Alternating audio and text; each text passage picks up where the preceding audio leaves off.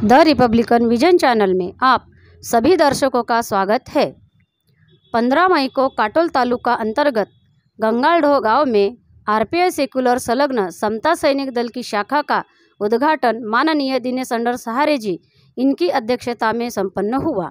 Party के जिला अध्यक्ष माननीय दीपक डोंगरे इनके प्रयत्नों से गंगालढो निवासी कृणाल बागड़े इनके नेतृत्व में अनेक भीम सैनिकों ने एसएसडी में प्रवेश किया।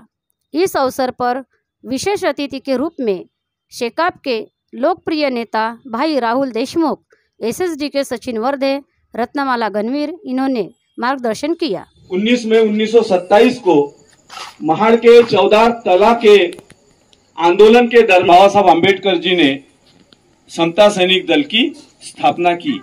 1942 में शेड्यूल कास्ट फेडरेशन और 1956 में Republican party of India. Doctor बाबा साहब अम्बेडकर जी ने शेड्यूल कास्ट फेडरेशन, स्वतंत्र मजदूर संघ, उन्होंने समता सैनिक दल को ये तीनों राजनीतिक दल के साथ संलग्नित किया। उनका कहना था कि समाज में जो सामाजिक विषमता, अत्याचार, आर्थिक शोषण के खिलाफ लड़ने के लिए एक बलशाली संगठन की जरूरत है।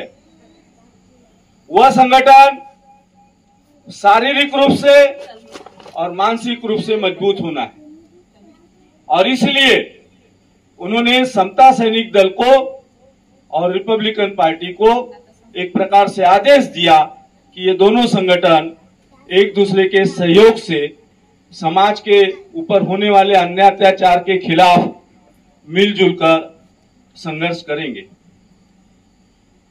बाबा साहब अम्बेडकर जी आज हमारे बीच में नहीं है, लेकिन उनके प्रतीक के रूप में उनके द्वारा स्थापित संगठन और उन संगठनों के बनाए गए संविधान और उस संविधान में दिए गए दिशा निर्देश ही आज बाबा साहब के रूप में हमारे बीच में है।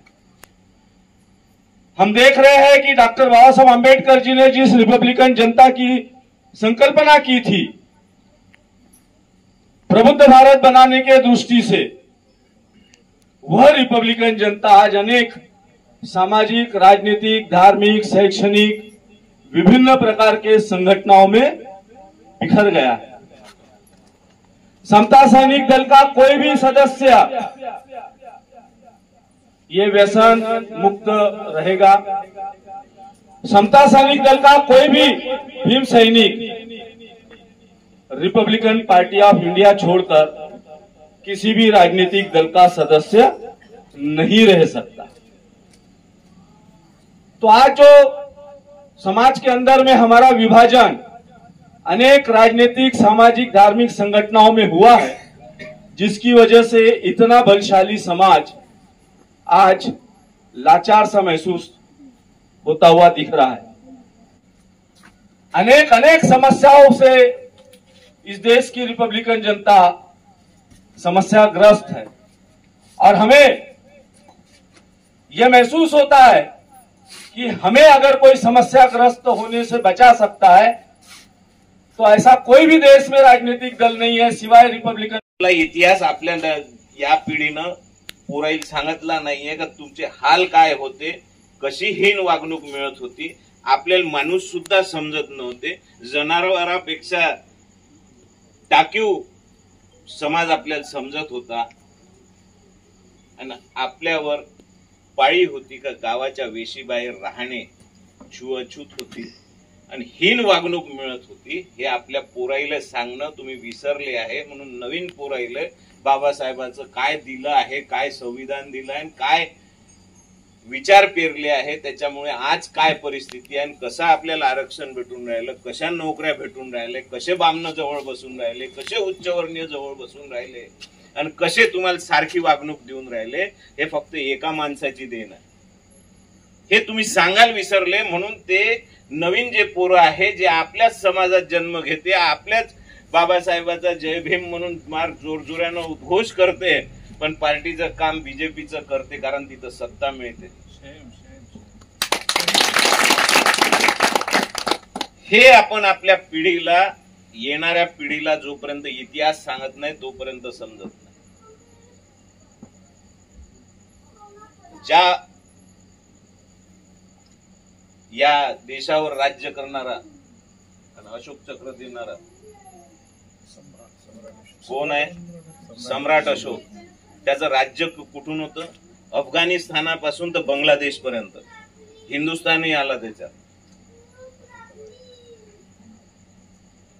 इतकं मोठं राज्य सांभाळणारा राजा एका माणसापुढे नतमस्तक झाला आणि त्यानं दीक्षा घेतली आणि त्यानं गौतम बुद्धाच्या पाया पडला. तेव्हापासून तलवार हातची टाकली.